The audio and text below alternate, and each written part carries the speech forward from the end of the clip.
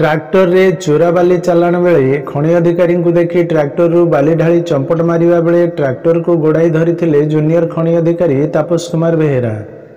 सूचना अनुसार बालेश्वर जिला भोगराई तहसिल अंतर्गत बाउंस खणा निकट में सुवर्णरेखा नदी चोरा बाली उत्तोलन कर ट्रैक्टर माध्यम चालाण बेले गोड़ाई जूनियर खनि अधिकारी गाड़ी को देखि ट्रैक्टर रे लोड थिबा बाली को ढाली दे फेरार हेबाकु चेष्टा करुथिला बेले गोड़ाई खनि अधिकारी।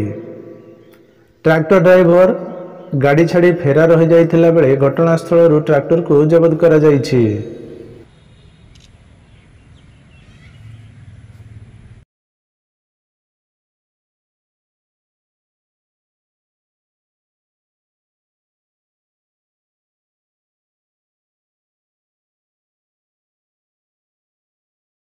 आपणक प्रिय संपर्क लाइव